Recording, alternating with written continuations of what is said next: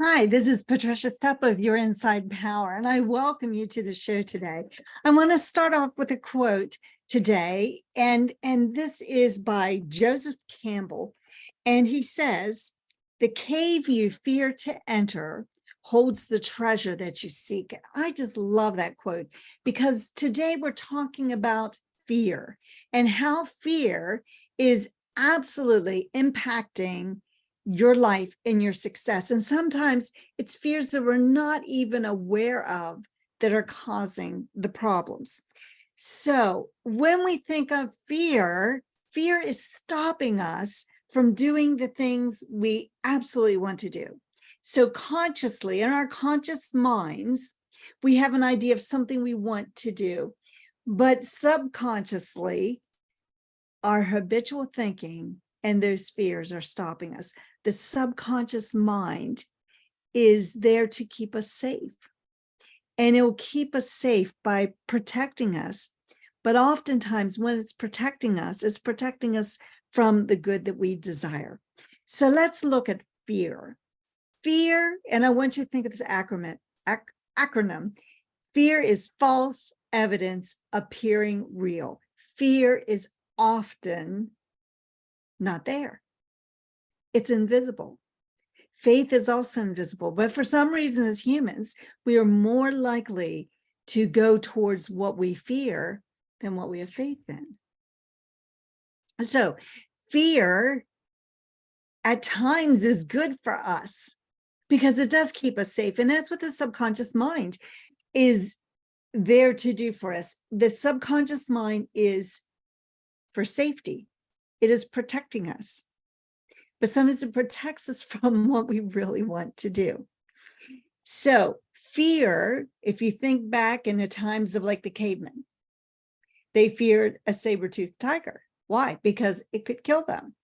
So they had this fight or flight. And we have that in us today, even though, we are no longer in those circumstances, we still have the fight or flight mechanism inside of us. And so what that does to us today, though, is we might not necessarily fight or flight, but we might freeze. And as we freeze, we are being part of that fear.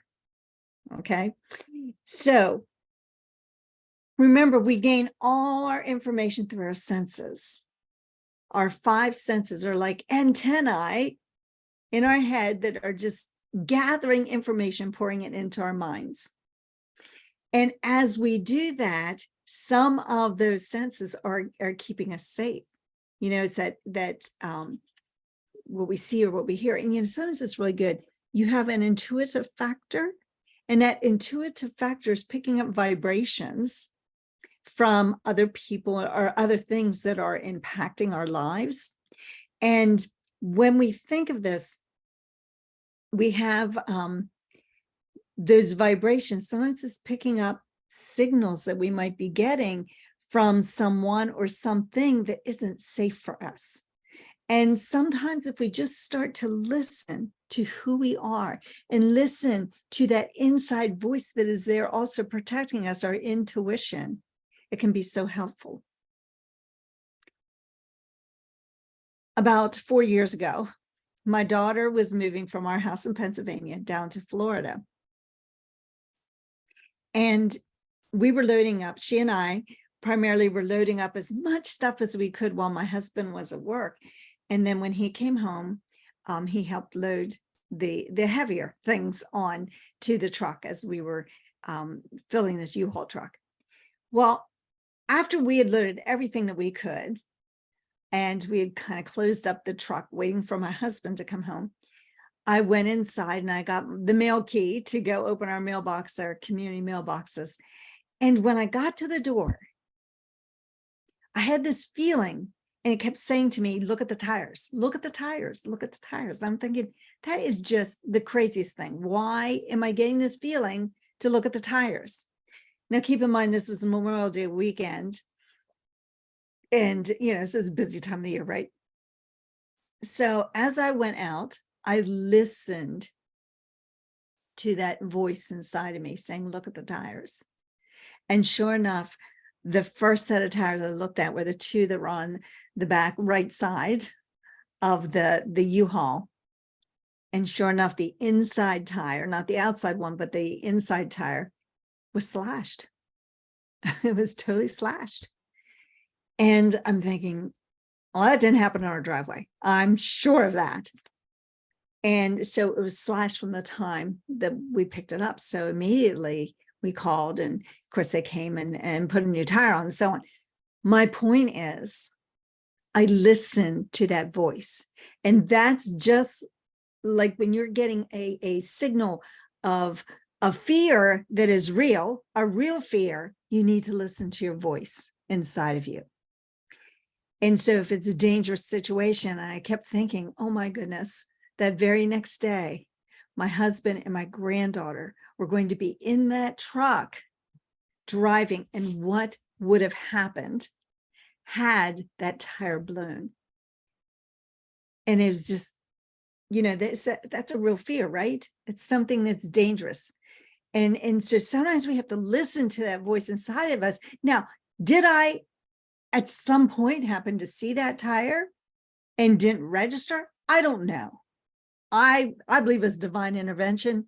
You can believe what you want to believe. I'll believe what I believe. And I believe it was divine intervention telling me to listen and look at the tires. So sometimes fear is real. Things can happen. If you're in a dangerous situation, you want that fear inside of you for that fight or flight. But so many of our fears are irrational. And we use maybe things that maybe happened in the past that are irrelevant to the current situation, or we use things that maybe are just totally irrational to begin with. And we allow those fears into our subconscious mind. And what those fears do is they keep us stuck. They keep us frozen in time. So here's some of the fears that we can have. A fear to thrive. Now that seems like a silly fear. Why would we as a human being want to fear thriving? Well, because maybe we're afraid to reach our highest potential. We're afraid of what might happen. What a silly fear, but it's real. It's real for a lot of people. And yet it's irrational. Why would you be afraid or fear thriving to your highest potential? See, the rational fears are healthy. The irrational fears are unhealthy, and they don't serve us well at all. And they cause us to be in this crisis response, this constant anxiety type feeling because we're afraid of things, or they can keep us from moving forward. They keep us procrastinating. Procrastination is just a fear. Would you procrastinate if you knew everything was going to turn out right? And if you knew you were going to have the success that you wanted, would you really procrastinate? I doubt it. I know I wouldn't. But somewhere in our subconscious mind, we have fears. So subconsciously, we have three ancient responses that have been, again, from the cave time period. The one response is to keep you safe. You have fear to keep you safe. You also have fear to keep from emotional pain. That fear of feeling bad. That fear of something not going right. And, maybe you might get depressed. So we have that fear. And then we have the fear of physical pain. So some of those type of fears are lying inside our subconscious mind. And again, some of them are very rational, but a lot of them are irrational. So I want to share with you this book. This is by John Osseroff, and it's called Inner Size. And I highly recommend this book. I think everybody should have this book that's interested in how to overcome and to unlock their potential. One of the things he has in here is, identify your fears. How many fears do you have? And he's got this huge list. Let me just read some of them. Fear of failure. Why do we fear failing? Because we don't like how it makes us feel emotionally when we feel like we failed. Could be that physical pain also, but we also fear success. Now that one seems really irrational. Why would we fear success? Well, we fear success because it's the unknown. We know what it feels like to be where we're at, but we don't know what it would feel like to be successful. So we actually fear success. And sometimes these are so unconscious, like they make no sense because they reside in our subconscious mind. Fear of looking foolish. None of us like that. Again, it's an emotional or physical pain that we might have. Here's one, fear of public speaking. I remember being in a seminar one time and they were talking about people fear public speaking more than they fear death. It seems really pretty odd, but there you have it. Fear of loneliness. Again, it's emotional. Fear of poverty. I remember being in a conversation with somebody one time and, they were fearing poverty. And I said, have you ever been homeless? And I said, no. And I said, do you ever think you'll be homeless? And they said, no. And I said, well, then stop fearing poverty. You don't believe it. You will do everything you can not to be homeless or be in that kind of situation. So we do not need to fear poverty. Fear of being unloved, again, emotional. Fear of disappointment, emotional. Fear of being judged. What will others say? This may be hard to accept and hard to swallow. Most people are not really paying a whole lot of attention to you. You may think that everybody's watching you, and the truth is nobody does. Now, maybe that's an emotional thing too, to feel like nobody cares about you, but nobody's paying that much attention to you to worry about fear of being judged. Fear of change. That's huge. People do not like change. Why? Because sometimes it's emotional and physical. They have to change something. And that means they have to get out of the comfort zone. And remember, the subconscious mind is all about keeping you in your comfort zone. Fear of being ashamed, fear of being embarrassed, fear of rejection, fear of the unknown, fear of being overwhelmed. Sometimes we have overwhelm. And, take a few deep breaths. Breathe in, breathe out, breathe in, breathe, and let it go. Here's one that's interesting. Fear of taking action.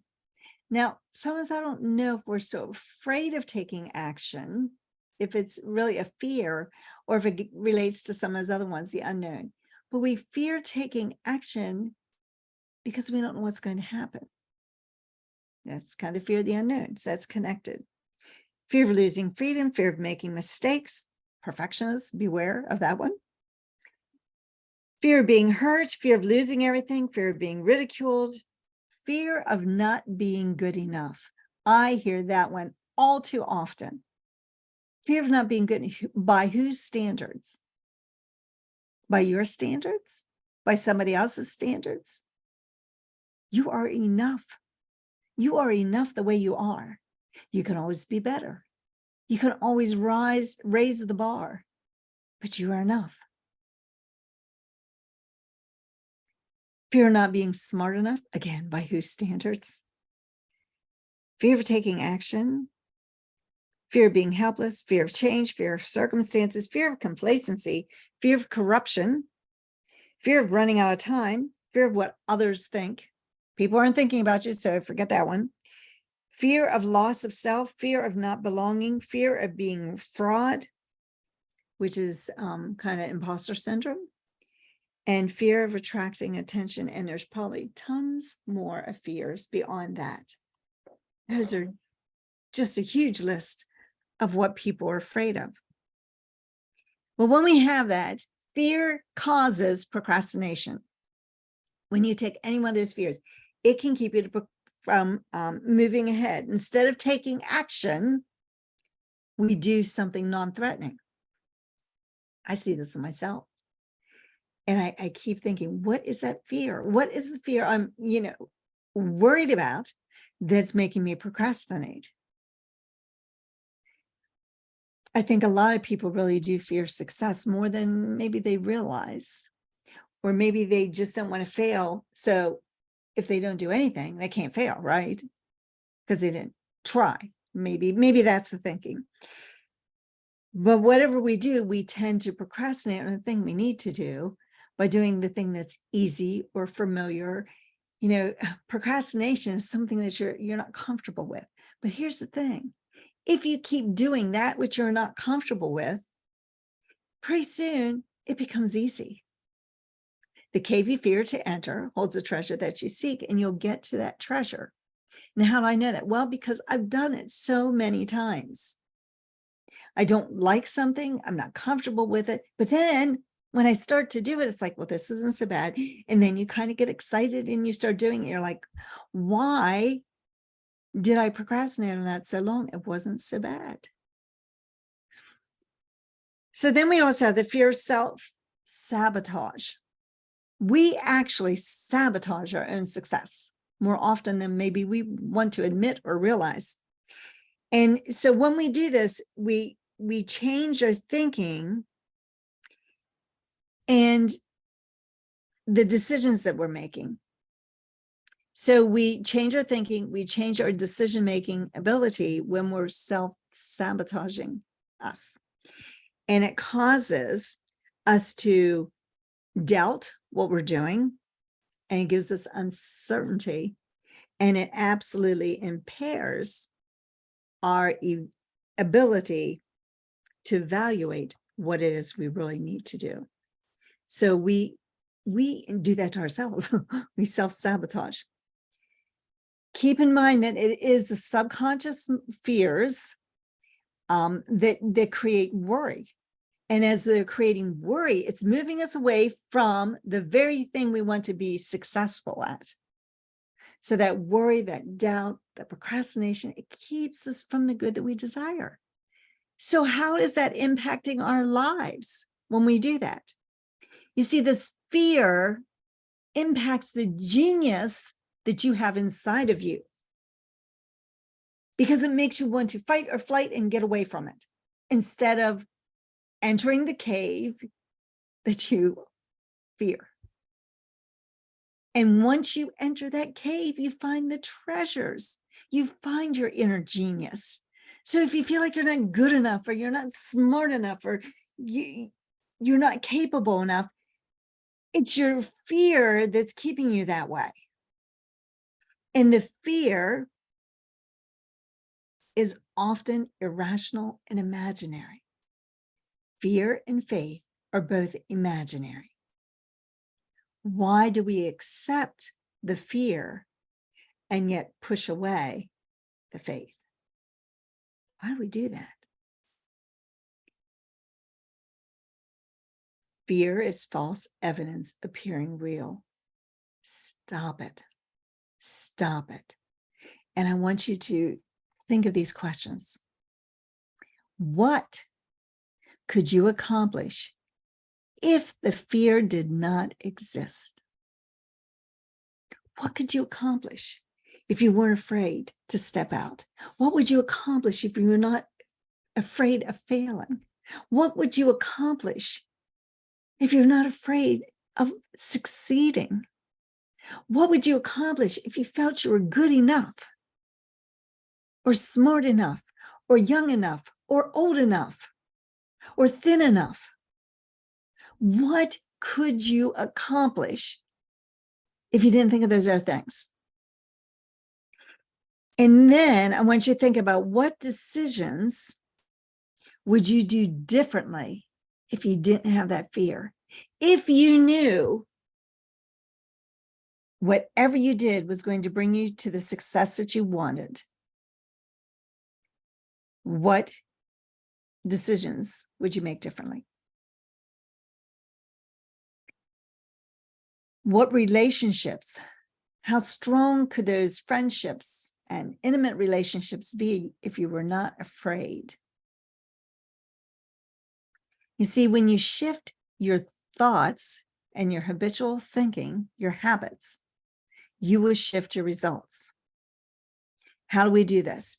Spaced repetition. I think it was in the last episode, I talked about there are two ways to shift your paradigms or shift your habitual thinking. One is by something drastic that happens.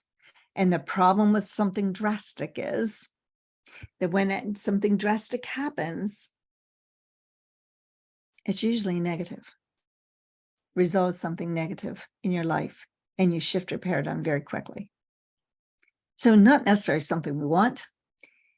What we can do is spaced repetition, changing your thinking, catching yourself when you go to say something negative or something against yourself, like, oh, that was so stupid. I don't know why I do such stupid things all the time. Shift your thinking. Oh, that didn't work out really well. I think next time I will do. Shift the way you're thinking, shift what your words are saying, shift the habitual thought patterns that you have. You see, your attitude is a composite of your thoughts, feelings, and actions. When you shift your thoughts, feelings, and actions, you have different results. It's cause and effect. Cause and effect. And so we need to shift the cause so we have a different effect. And when you do that, when you have that spaced repetition, and people can do this in multiple ways, visualization, having, a script that you read that's very powerful, a self-confidence script, like it's in Think and Grow Rich. It could be the affirmations you use combined with the visualization. It could be something like I have in my phone where I have a script that I put together that has everything so that when I listen to it, it helps me to visualize the good that I want. And spaced repetition, doing it every day, doing it twice a day. But if you do it just once and tuck it away, it's not going to have the impact. Oh, eventually you might see. I remember this story of making a list of all the things I wanted to be, to do, to have. And I put that in a closet, never looked at it again. It was in a book. One day I was getting this book out and I opened it up and saw this list and I started checking off some of the things I had done because I had accomplished some, because they were not just on that paper. They were also forefront in my mind. But I hadn't really made an intentional impression to think about them. And I still accomplished a lot. What could you do if you became very intentional about the goals that you want? You see, I think when that happens, the cave you fear to enter becomes the treasures that you seek. And that's where I want to leave you today. It's Patricia Stepler with your Inside Power. Make it a great day.